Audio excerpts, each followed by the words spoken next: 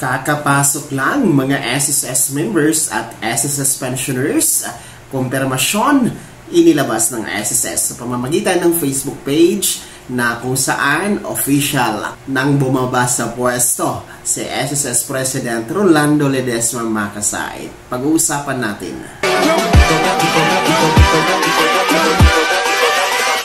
Hold up.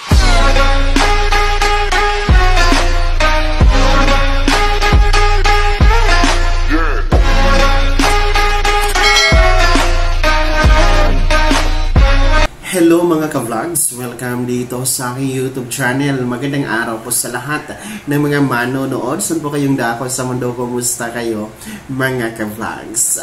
Kakapasok lang, official nang inihayag at nagbigay ng press release ang SSS. Hinggil nga po sa pagbaba sa pwesto ng SSS President na si Rolando Ledesma Makasait, effective kahapon. Mamaya-maya pag-uusapan natin yan. Pero bago ang lahat, kung bago ka pa lang dito sa aking YouTube channel, o di kaya hindi ka pa nakasubscribe, i-click nyo muna ang ating subscribe button na nasa baba. Huwag yung kalimutan na pindutin ang notification bell. Ilagay nyo po sa all para naman updated kayo sa lahat ng mga videos na i-upload ko. Well, official na nga, kakapasok lang na anunsyo. Nagbigay na ng press release ang Social Security System or SSS mga ka-vlogs na kinumpirma na nila sa pamamagitan ng Facebook page post ng SSS ang pag-BBTO, pag-step down sa posisyon bilang SSS President ni Mr. Rolando Ledesma Makasait. Kung inyo pong natatandaan sa mga nakaraang araw sa ating mga uploaded videos ay atin po yung diniskusyon ang kanyang pag-BBTO dahil sa kadahilan ng pagsabak niya, pagtanggap niya sa isang imbitasyon na magiging isang nominado siya, magiging first nominee sa isang party list na tinatawag na SSS-GSIS party list mga ka-vlog. So, yun po ang dahilan ng kaniyang pagbaba sa pwesto. And kahapon nga lang po ay formal na pong nagbigay ng press release ang SSS hinggil po sa kumpirmasyon ng pagbitiw sa pwesto ni Mr. Rolando Ledesma Makasait.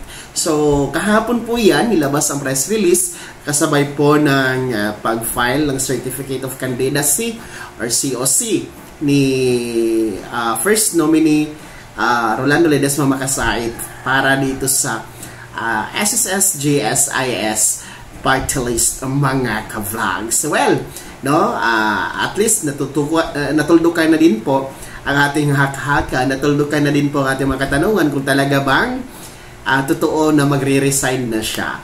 So, parang biglaan lang din po mga ka-vlogs, biglaan po ang kanyang pag-alis sa SSS. Parang bitin tayo, di ba? Ang dami pang mga pangako niya sa SSS members and pensioners. Ang dami pa niyang mga binabanggit na mga magagandang plano. Kung inyo pong natatandaan sa kanyang mga pahayag during stakeholders forum, ang dami pa niyang mga plano na hindi na mangyayari. Hindi na talaga mangyayari dahil wala na siya nagbitiw na siya at sasali siya sa halalan 2025 sa pamamagitan ng isang party list. First nominee po siya ang SSS-GSIS party list. So nakakalungkot na nakakadismaya din po.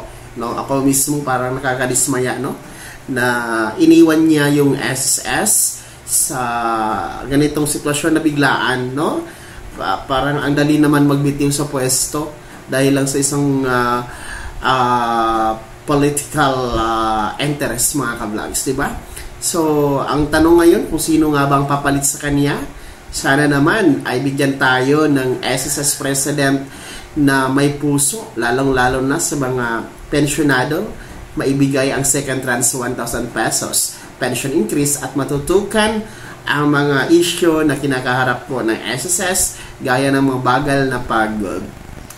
mabagal na pag-response sa mga benefits, mga claims, at iba pang mga iniwan na mga bagay ni Mr. Makasait na hanggang ngayon hindi pa naresolba lalong-lalo pa ang ating second tranche 1,000 pesos pension increase. So, yun po ang ating dalangin na papalitan siya ng isang may pusong SSS President. So, hindi naman natin sinasabi na walang puso si Mr. Makasait. Of course, tao pa rin siya. Pero, yung ibig natin sabihin ay yung talagang nakakaunawa, yung talagang binibigay ang para sa mga miyembro, lalong-lalo na kung ano ang para sa mga pensioners, mga kablags.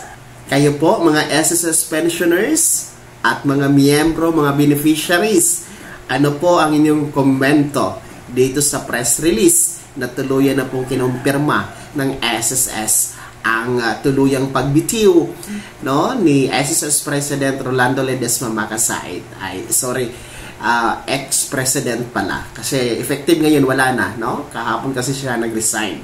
Tandaan niyo po, ang kanyang party list na dinadala, SSS JSIS party list. Ayan, ano sa tingin niyo sa party list na yan? No? Mananalo kaya?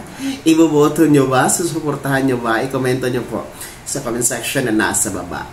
Bago ko matapos sa video na to, kung gusto niyo pong sumuporta sa aking YouTube channel, maaari niyo pong i-click ang ating super thanks button na nasa baba. Sa mga gusto maging miyembro, pwede po. I-click niyo po ang ating join button. Maraming perks dyan, mga ka-vlogs.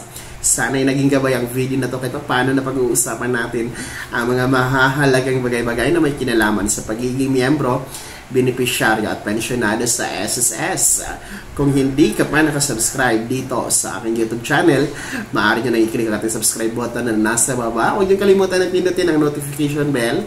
Ilagay nyo po sa all para naman updated kayo sa lahat ng mga videos na i-upload ko. Maaari nyo din i-like ang video na to at kung mayroon ka pang mga katanungan, maaari nyo i-komento sa comment section na nasa baba. At i-follow na din po ang aking official Facebook page na nasa screen nyo. Muli po, ako si Daniel Timpawa na nagsasabing dito sa aking YouTube channel, Pawang Katotohanan at lahat totoo lamang.